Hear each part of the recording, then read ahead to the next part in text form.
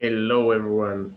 So I'm Enrique from the Aitor team, and today we're going to be exploring the preserve and change Markdown problem that we are solving in the container. So the idea is that we're going to spend some time in this meeting uh, understanding the problem and talking about a solution that I propose, and pretty much like working with the team to evolve this proposal and collaborate on refining it. This is the first call of a series of weekly calls where we are gonna be working on this problem. So this one is pretty much like a high level overview of the problem, and probably in next week we are gonna be doing some pairing sessions, or we can just like continue talking about this and providing updates. So I will share my screen immediately, because I created yesterday a technical design document where I describe the problem, and what I want to do is go through the document, and then we can stop and discuss any section that is of interest. So I think that, yeah, I'm sharing my screen now. Can you see my screen? Yeah, looks like a yes. So yeah, so before we jump into the problem, and into the problem definition, I want to provide some background about why this problem is happening. First of all, let's talk about Markdown. In Markdown, you can apply the same text format uh, to a piece of text with two or more different syntax. I'm giving an example of this here with creating document headings. In this case, you can see that you can use the ATX heading syntax to create a heading, but you can also like use a set text that is pretty much adding a horizontal line below a line of text. Um, so that's one part of the one of the reasons, like this nature of Markdown, that is causing the problem that we're trying to solve here in the container. The second important piece of background knowledge is the way that the container saves changes when a user is editing Markdown. Um, the web browser doesn't support Markdown directly. It supports HTML, right? So when the container loads a Markdown document loads a Markdown document, it has to convert this Markdown into another format to display it in the web browser. In the case of the container, it's a prose mirror document that is an intermediate format between DOM and the content. The idea is that the prose mirror document is a more efficient data structure uh, to interact with in this problem of doing WYSIWYG editors. Um, so the container is not uh, transforming uh, a, like only a part of the document. It's converting the entire Markdown file into this format. And when the user saves changes, it's transforming this object back to Markdown, and it's creating the Markdown from scratch. We call this process serialization. So we deserialize the Markdown when we load the document into the container, and we serialize it back when we save changes. Um, any questions up to this point? Cool. Which way is deserialization? HTML to Markdown? Deserialization is Markdown to the prose mirror document. And then which in Prosemirror turns to is Markdown is deserialization. no Prosemirror to Markdown is serialization, and Markdown to Prosemirror is deserialization. Okay. Because we see the Markdown as it is a string, right? So it's not an object in memory. So we see that as transforming a raw text into a complex data structure in memory. So what is the problem? Uh, when we are saving changes in the content editor and we are transforming this entire document, this entire Prosemirror object, we are serializing it to Markdown. We are not reusing the parts of the original document that didn't change. We are just like generating the entire document again based on the Prosemirror document.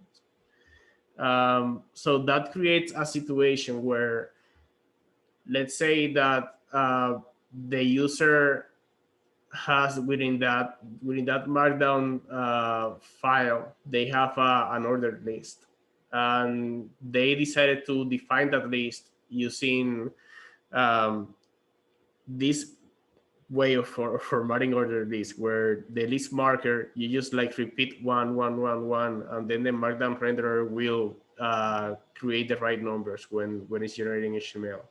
But then the content editor doesn't know that, it doesn't remember that, and it has its own formatting preferences. So it's not following this. It's not using this format of list of ordered list. What it's doing is just like inserting the sequential numbers. So that's a problem because the content editor then is uh, removing a lot of formatting preferences that the user has, and at the same time, when in a common situation at Gitlab where you are modifying a file, you create a merge request, or you create just like some sort of file of change that should be published and reviewed. The content editor generates many changes based on formatting preferences, and that messes up the file diffs, and it turns into something that where you have your intentional change, but also the changes that generated the content editor. This is an example that you can see that a screenshot that I took from wikis. Um, any questions about the problem? I have questions, but I'm writing them down in the agenda document so that we can take them afterwards. Okay. Is it okay? But if it is about the problem, perhaps we can Okay. talk about those questions now, and then we can, like just to make the problem completely clear. Okay. So okay, fair enough. You say that the main problem is that content editor sort of has, so to speak, has its own opinion on the preferences of how to format the document, and that's where the main problem lies. Is it technically possible to somehow synchronize the settings in the content editor and user settings / source editor if we're talking about switching from source to content? Yes, it is possible, and we could just like configure the Markdown serializer to understand those preferences. But there is a problem that I was talking as is a user has intentional formatting preferences, but that's not usually the case. The case is that there could be a Markdown file where there are 5 users working on it, and there is a user that has a formatting preference for headings, and another one is writing headings in another way. So that would be helpful if every Markdown file is only edited by a single person. That's not usually the case, and even when it is a single person, like even I should say like I am that kind of person that doesn't have like, maybe one day I'm writing a list in one way, and then another day I'm switching a formatting preference. formatting preferences. Got it. Thank you. And there could also be like white space. There could be like a bunch of white space that they don't want to collapse. And that's not even necessarily a preference, but you would still want to preserve it for some reason. Exactly. That's one of the examples in this screenshot, right? This is a single paragraph, according to Markdown, because they live in there isn't a blank line between these two pieces of text. The content editor is just like doing the right thing, that is like compressing it and putting it one sentence after the other. And we don't want that. We want to preserve why the user like decided to put it in that way. I have a question for you. How does the content editor today treat HTML comments? So if I have an HTML comment and then I open up the content editor, does that get completely removed, or is that preserved somehow? Or Himanshu, I don't Yeah, I don't feel yeah, confident that about it. Do you know that? yeah, yeah. It destroys them. It removes everything in the comments because HTML nodes, comments are not something we recognize as a valid node. got it. Yeah, Thanks. yeah. And we actually use HTML comments to do source mapping. So uh, yeah, it's hard to keep HTML comments because it's they don't have a selector or something that you can refer to them. So like the parsing process of TipTap or Prose Mirror, like it's not going to work with the HTML comments. That's a little bit tricky. Got it. Thanks. Hopefully, I think that in the case of if we like when we talk about the solution, we're adopting a client side Markdown parser, and in that case, it wouldn't be like browsers that ignore comments. It could be more like, oh, this is an HTML node, and we can preserve it if we want. But yeah, let's go to the solution. So what is our goal? Our high level our high level functional goal is that we want to preserve the parts of the markdown file that the user didn't change. Um, it's like nitpicking.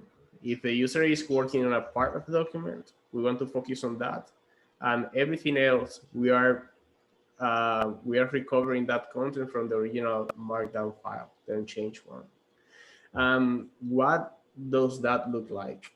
Well, the process of preserving unchanged markdown has two phases. We have to detect changes, and then we need to use source maps to retrieve the unchanged markdown. So, what is change detection? The idea is like with change detection, we want to say, hey, the user only modified this paragraph. So let's find within the Prose Mirror document the paragraph that was changed, and let's generate Markdown for that. For all of the other nodes within the document, we want to identify them and use a source mapping to retrieve the original file. So why and how can we do that? We can do that because Prose Mirror documents are in persistent data structures. And what that means is that when you apply an operation to a document, we get another document. We get a new version of it. And if we want to, and that has a big benefit that we can compare two versions of the document and detect which of the nodes change. So the idea is that like, let's take two documents, let's iterate over the nodes of the one that has the changes applied by the user, and let's identify the ones that change and the ones that didn't change. Does it make sense?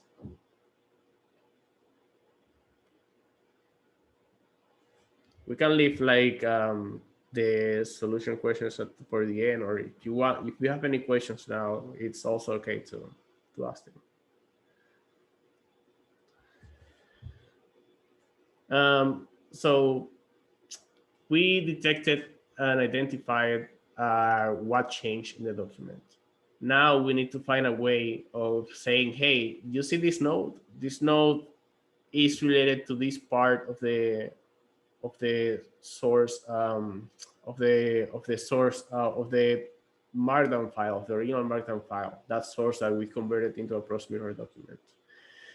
And the best way that we found to do this is using source mapping. And for doing that, we need a very sophisticated way, a very sophisticated version of source location, one where we can really map every type of node in a Markdown document to the original source. And the best way that we found to do this is using a client-side Markdown parser. The one that we prefer so far is Remark. It has really sophisticated source location metadata. And I'm gonna show you here. I have a screenshot in there, but let's just like go to Asd Explorer. This is a very cool tool where we can just like parse the Markdown file. We can just like play with the document and see the source map and all of that. Like you see that, you know, an AST obviously has tokens to represent every element within the Markdown language, and the grammar to organize all of those elements in a way that makes sense, right? According to the semantics. So you see the AST. By the way, this AST also has a name that is MDAST. You can look for it in that way and see what is the structure. But the cool thing is that if you go to an inline element, for example, this link that has an image inside, you can see that the source location is very accurate. You have the start, the start position. You have like by column as well. You have the line. You have the column where each start. If you have embedded elements, you also have all of the information available here. So it's very accurate, and we can like retrieve all of that information from the source map. Sorry, from the AST. So yeah, it's like how now that given that we have an AST and given that we have a client-side Markdown parser, what do we do? Currently, the way that the container works is that we send Markdown to the backend and we produce HTML, and that HTML is Pros Mirror provide built-in support for it. So we just pass that HTML. Pros Mirror has a DOM parser that converts that HTML into a Pros Mirror document, and we populate the container with that Pros Mirror document. What this solution proposes is that we remove the backend API completely, and we remove the HTML completely as well. We remove all the HTML step, and we use Remark to parse the Markdown and produce an AST, and then we implement a custom solution that doesn't exist yet that converts this AST directly into a Pros Mirror document. And then we again populate that AST, that Pros Mirror document to the container. Does it make sense?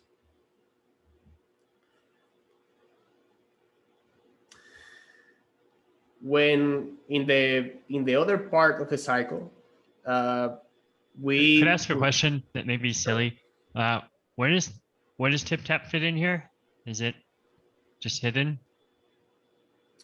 Well, TipTap is a wrapper around Pros Mirror, and TipTap consumes and generates Pros Mirror documents. So when we create, like, a Pros Mirror document has a schema that defines the structure of the document and what is allowed and what is denied. By the way, you should probably be paying attention to the raise hand picture, right? It's like my first time Oh, hosting I'm sorry, with a Dennis. picture. No, I raised it afterwards, so no worries. So the way that we create and generate that schema is through TipTap. TipTap is consuming a Proxmirror document. Does it make sense? It's like TipTap is just a way of using Proxmirror in an easier way. So it's sort of like inside the Proxmirror box, or maybe It's around the Proxmirror. around It's it. around Proxmirror. Okay, got it. Dennis. Yeah, I think this, like, going this through the AST is a really smart thing. It looks cool. However, does this model preserve, like, for example, the changes that we have seen with like extra white spaces, extra lines? Will the AST still preserve those? Let's see. Let's reproduce the problem that I showed in the showed in the previous in the screenshot that I put in the document. That it was like, oh, this probably is a single paragraph. So this shouldn't be like TipTap shouldn't. Proxmirror shouldn't be doing this, like transforming it into something like this. What we want is like when we restore this document, if I didn't change this paragraph, I want to keep this line break here. So let's see the source positioning for it. As you can see, the position starts in line 5, that is this one, and it ends in line 6 at the end of the line. So yeah, it's preserving white space. So it's preserving, and it's visually it's noticeable in the value that we just insert the a new line character there, but the value still shows it as one single paragraph. Okay, that's cool. That's cool. I obviously, like, this is a very complex problem, and I couldn't be 100% confident of how much we can preserve. But I've been like especially focused on two type of problems that we couldn't solve with the backend. That is, first, preserving inline elements. That if we are changing a part of the paragraph, that we can preserve the rest of the paragraph, and we can just like generate Markdown for that part of the paragraph that we change, and that is possible here. Preserving white spaces, that is possible as well. Well, maybe it's not 100%. I wonder, like, if we cannot solve 100% this problem, but we can solve it 95, 98%. I think that would be still be a great solution. That would be, but still, it would mean that people get commits with the changes that they didn't intend to make, right? So in this particular case, I'm not sure whether we will be satisfied with 95 or even 98% of the result. But that's something that we have to give a go. I still believe, or like not believe, I don't have enough experience with AST to believe in it, but I still think that AST will produce accurate enough model for us to work with. But if you're just typing several spaces now, will it update the value correctly, and will it update the position? Just not like new line, but several spaces. Let's see.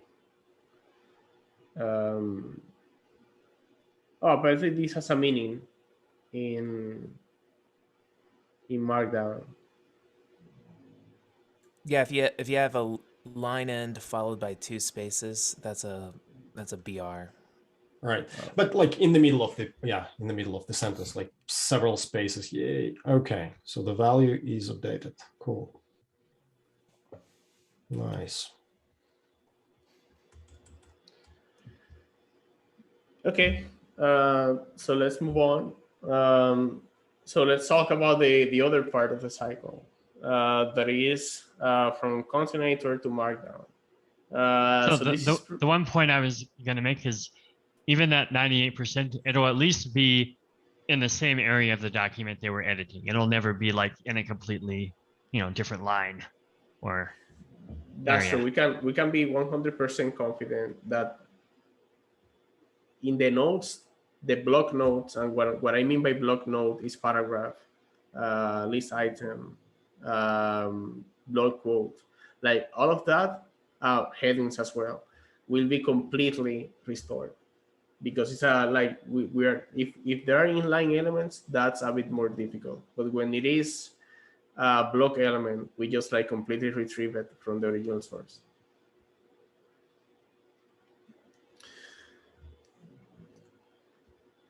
Okay, so from concatenator to markdown, this part is simple, right? Like we node with node changes, with node change, and if it change, we just go and generate new markdown. If it didn't change, we reuse existing markdown from the original file. So let's jump into the technical challenges. There are two technical challenges in implementing this solution. The first one is parsing Gitlab flavor markdown. There aren't any third-party library that supports Gitlab flavor markdown extensions. We will have to implement it on our own, and we are going to have to implement it for every feature that is creating new syntax in the document. I listed it here. All of these features here, they are introducing new syntax. We need to implement new tokens in the parser. Yeah, like there is documentation available for this. Remark uses an underlying engine that is called Micromark, which is very small and fast. But usually implementing tokens is it's sort of a messy problem. There are many exceptions in the syntax. You have to take many things in consideration for every feature. We don't have an spec, uh, a proper spec of these features. We only have examples, and we have the documentation. So that makes it more difficult, because if we had an spec, we would have under that spec all of the edge cases, and it would be just like implementing this. But we don't have that kind of resource right now. So one of the things that I'm planning to do, and I've already talked with David and Eric about this, is the current Golden Master spec that we have, to do what Brett Walker asked us to do and try to make it everything that is in Common Mark or in GitHub flavored Markdown, make it match exactly. The names of the marks, the structure, every example that they have will be represented one-to-one in our Golden Master. And then we can be sure that at least that's ensuring we never deviate from Common Mark or GitHub flavored Markdown.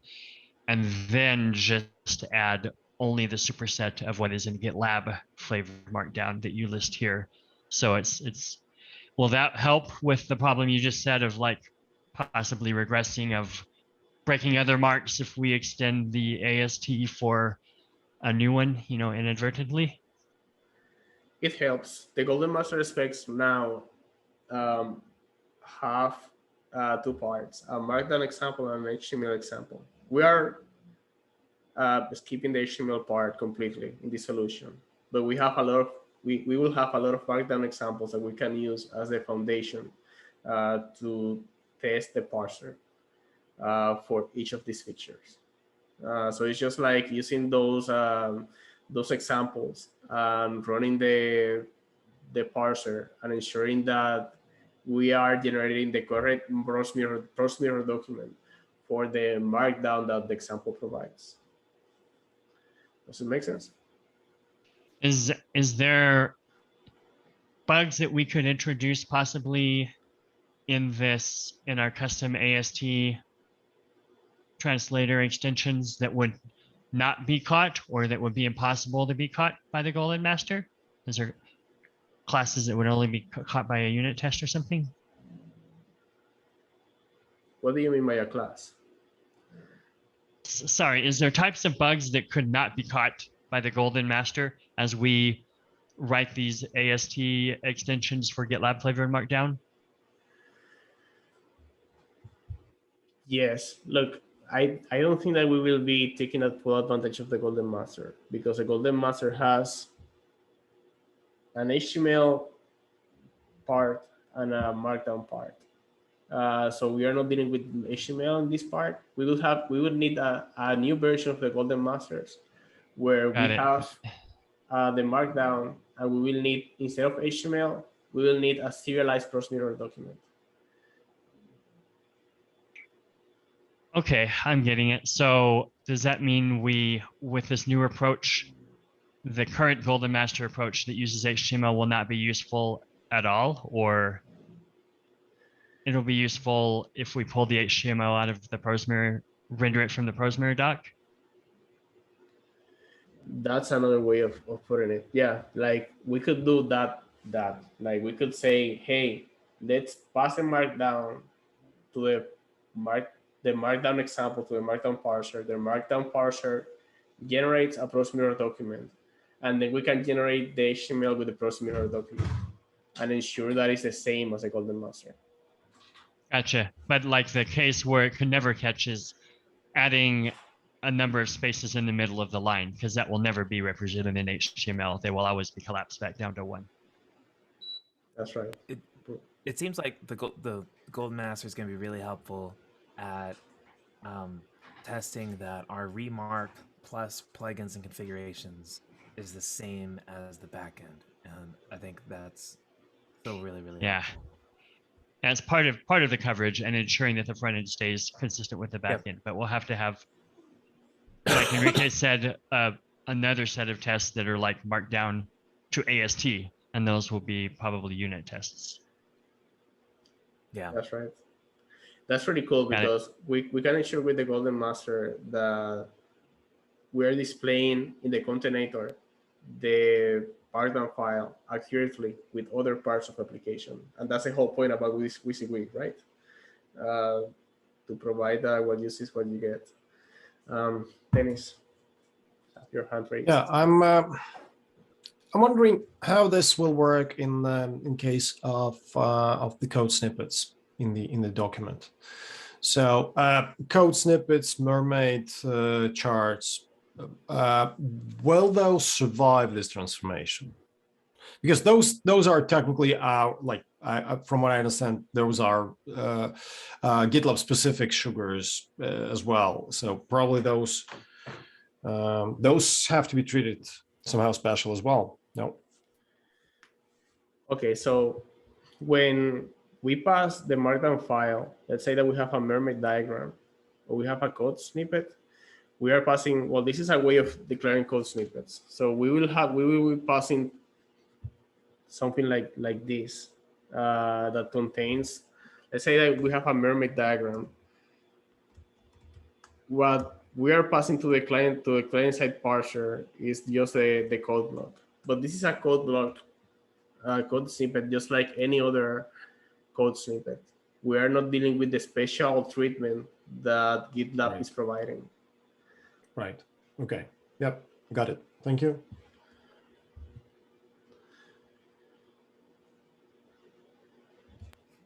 So moving to the for the sake of time, I've got a couple of questions on the agenda.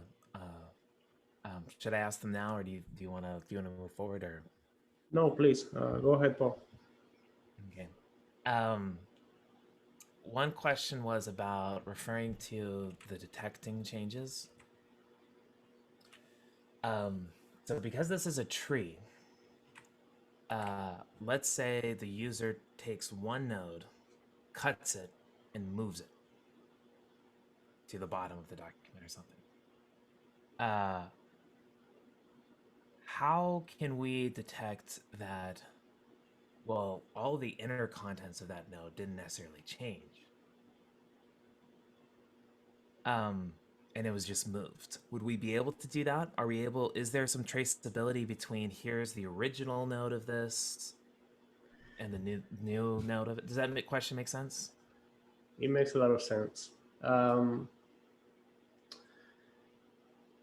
In Pros Mirror, the nodes are value objects. So they don't have identity. They don't have reference. It would work like a new copy of the object. So from that point of view,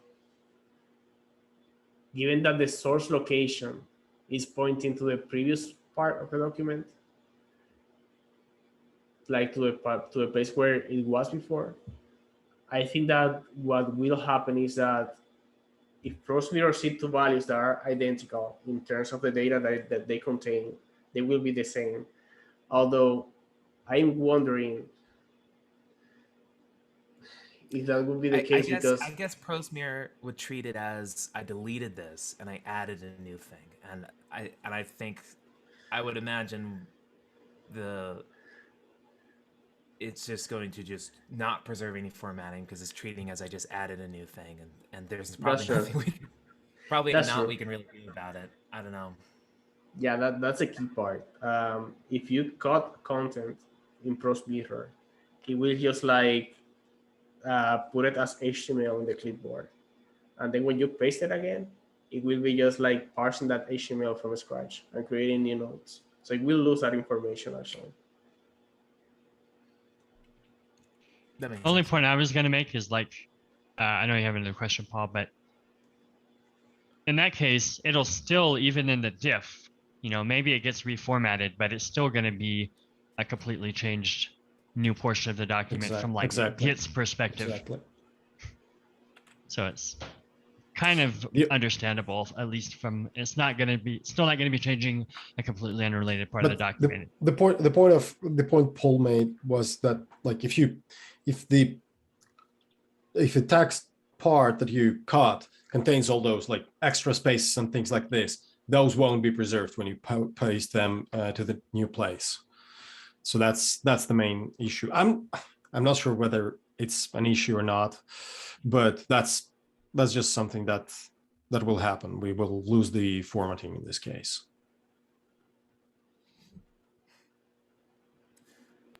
Okay, I have one more question. Sorry, Chad, were you gonna say something? I was gonna say like it seems like a solvable problem that would be really hard. Like you could like recalculate the AST and put that aside in memory somewhere. Anyway, let's move on. The other question I had was about so like the AST is a tree. So I change some, span within a paragraph or whatever. I change something small. The whole root node is going to be determined as changed, right? And so my question is, when we're detecting changes, are we starting at the root and like parsing through like the whole tree, or are we keeping track of changes? Like I know just this little bit was changed, and so does that question make sense? I'm trying to understand the detecting changes bit, and especially with the fact that nodes can contain nodes. If this node has changed, but some inner parts of it haven't changed, what does that mean, and how are we detecting that? Are they compared depth-wise? How can, well, let's say let's go through something a concrete example. Yeah, I think an example would be like an ordered list that contains list items. Then one list item, or like every list item contains some text there, and like one of the list items changes the text. Will the whole unordered list be marked as changed? Just that text will be marked as changed? That's right. Just that node, that text node is marked as changed. But the parent one isn't It's like the whole parent node, which is the whole list, isn't detected as change. Okay. That's interesting. Cool. So if you had like a nested list with dashes and stars, and you change the top one to a star, it would still preserve all of the ones below it too. That's right. Okay. Maybe this is this something that we anticipate on detecting as changes are being made, or is this something that, like, given two brand new prose mirror documents, we're able to determine what was touched, or like? Exactly. Like we start with document V1, that is the one that generated the parsing process and the loading the document process. And then we end up with this document. There is not V2, it's probably V100 or V1000. And the algorithm, the one that we implemented an attempt that we had at solving this problem last year, was that we were comparing both trees and detecting which of the nodes change. Well, you reviewed that merge request. Okay, so this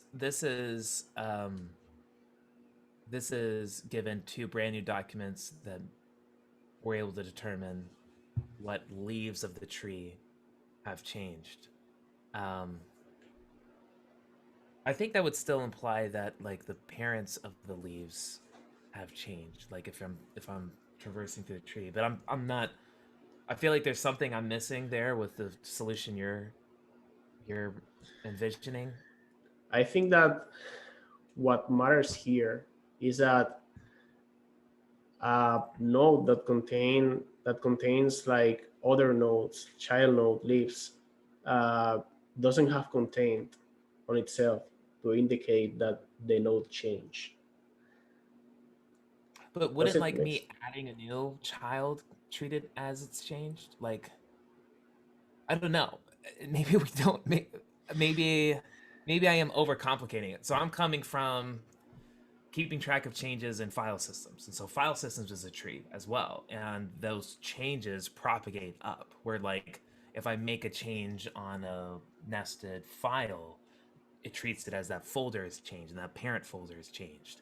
And so I see that as, from files, this is a really great way to not track changes, but quickly calculate changes. And Yeah, because so that's that state propagates, right? It bubbles up. right. And so I see this is a tree structure too. How is this? I'm really curious. Like, how is this algorithm maybe similar or not similar? And, like, uh, and maybe, and I think I need to hear more about what you're thinking. And I know we're at time, so I'm just throwing these out there for my own learning of what you're anticipating from this process. Because keeping That's a track great of, question. yeah. I think that what I could do, because I also have I feel uncertain about it now that you are asking it. So I think that something that we could do is write some unit tests with all of those cases, and just start like I putting think some it's a examples freaking in good there. idea. Yeah. Yeah, it's a freaking good idea, and I have crazy ideas of, if we even wanted to do that kind of, like, a nodes move, it's a solvable, really hard problem. But the way you can do that is the way, like, Git tracks renames, and so there. I don't know if it's a good idea or not, but, like, a lot of the Git algorithm is very related to this, which is I find just interesting. And I don't know if it's going to be helpful or not, but that's just interesting. Yeah, doing some unit tests for some of those edge cases, that would be amazing. Cool. Um,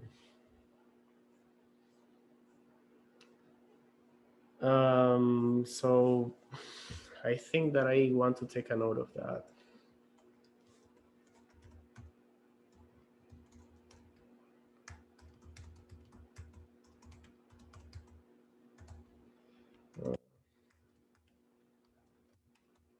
Because by definition, if you like add a space to the top of a nested structure, all of the positions are going to change, if nothing else.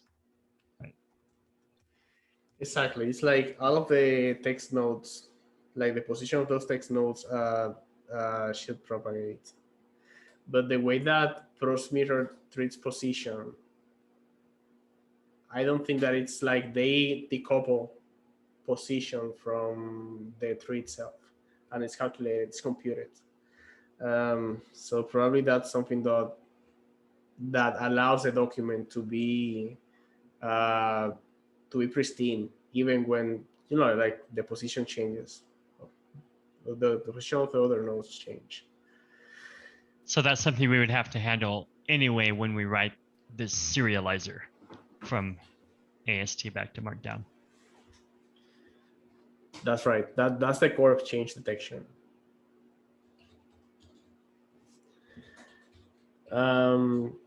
So the other challenge is reference resolution.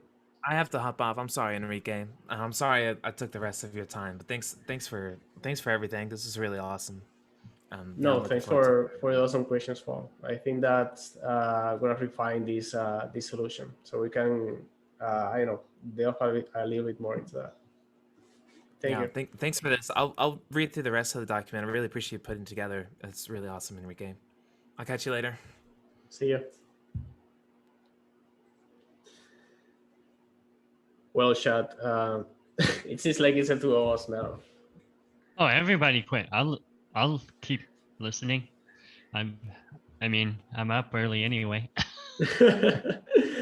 Cool. So I think that this is very cool because we talked about this other challenge before, and it's one about resolving references in the document.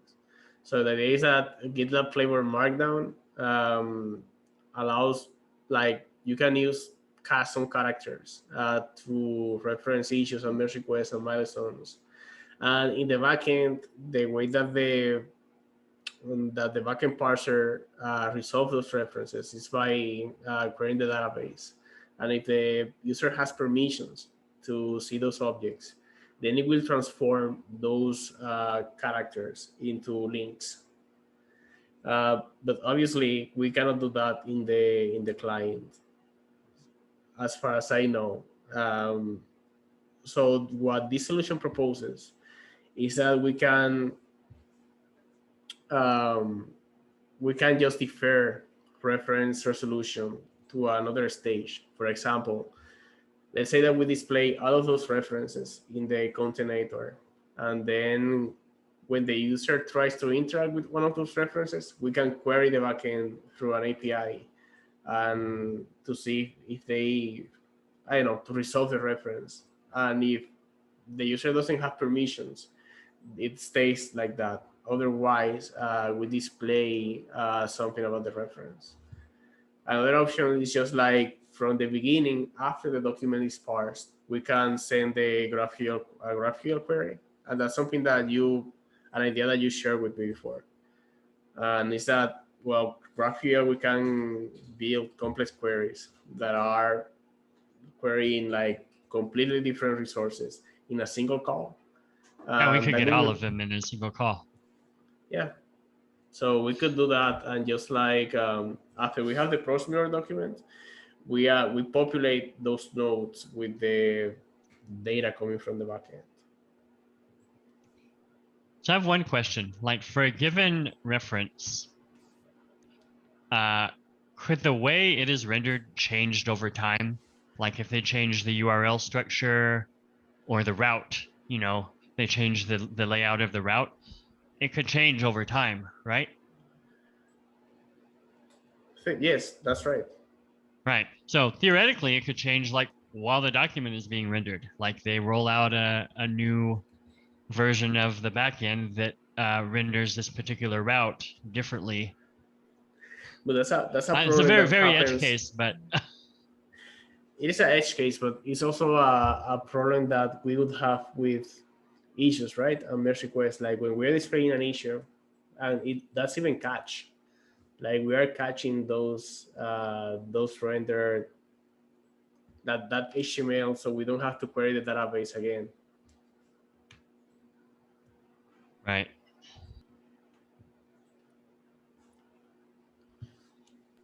But we would never use these when we were serializing it back because we cache the original reference.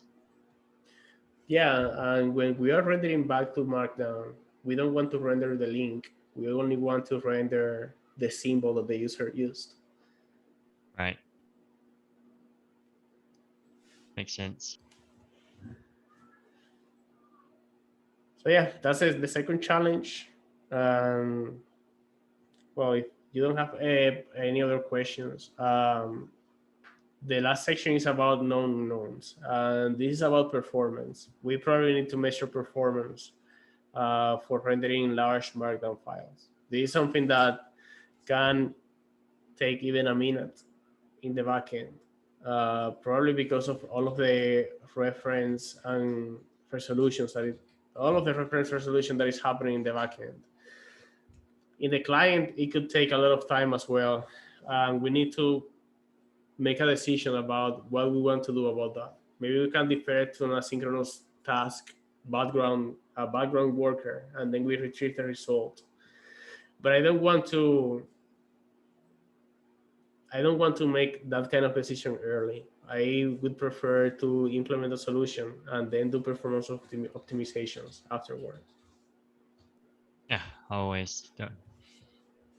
Never solve a performance problem unless you have completely put metrics around it and you have a goal of what metric you're trying to improve. But yeah, if it is the references, and if we take the second approach where it's just a GraphQL query, yeah, that can be done asynchronously and can hydrate in the document later. What if that's slow and then they go and edit the link? Like does Prose Mirror provide sophisticated enough hooks to know that? Like you'd Are have you to have talking about the references? Yeah, so like assuming we're doing the resolution of the references, if that's a slow thing, we do that in a background or in a separate worker thread.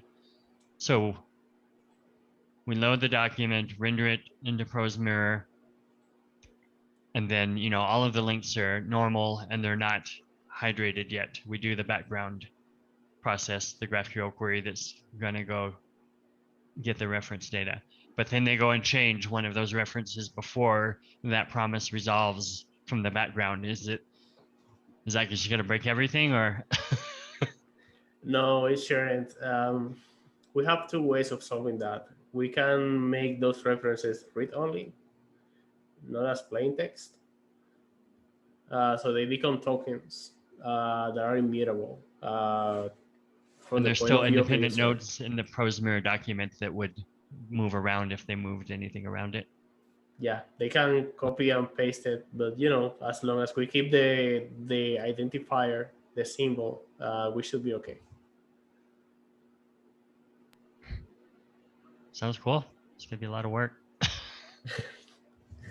It is. So I guess my last question, is there anything like this? Is there any tool or solution out there that preserves WYSIWYG Markdown to this degree?